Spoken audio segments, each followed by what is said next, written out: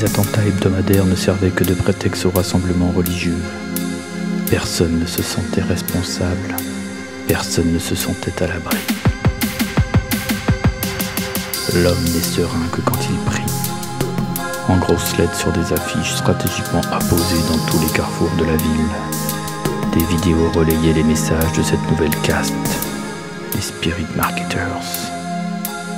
Ils avaient compris que le salut de la foi passait par la démocratisation de la confession. Ils avaient compris que tout devait être facile, sourire au pire péché, puis s'en délester contre un peu de crypto-monnaie. Les soldats menaient tous les soirs les elfes de la réserve à l'église, toujours triés par couleur. Les nouvelles autorités avaient composé un nouveau rituel. Faire défiler sur le perron des membres de sous-caste en uniforme de condamnés confessés, avec leurs péchés placardés autour du cou. J'ai commis l'erreur de voler du pain. J'ai commis l'erreur de me croire libre. J'ai commis l'erreur de rêver un peu. J'ai commis l'erreur d'aimer un humain. À l'intérieur, les grenouilles chantaient en chœur.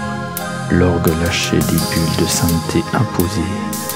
Tous ces elfes bien posés étaient obligés de prier pour le salut d'âmes qui n'en valaient pas la peine.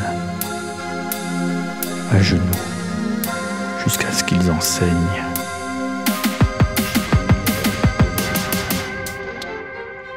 J'ai commis l'erreur de me croire libre.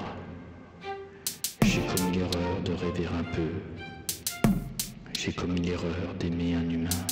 Entre deux séances sacrées, des étoiles, des images, des martinets étaient dorénavant disponibles dans des distributeurs automatiques, aux écrans intégrés diffusant les replays des défilés des condamnés.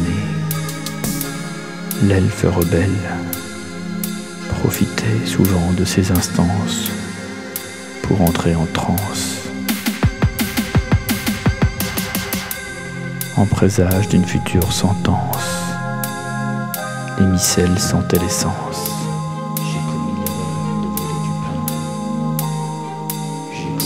L'elfe rebelle profitait souvent de ces instances pour entrer en transe,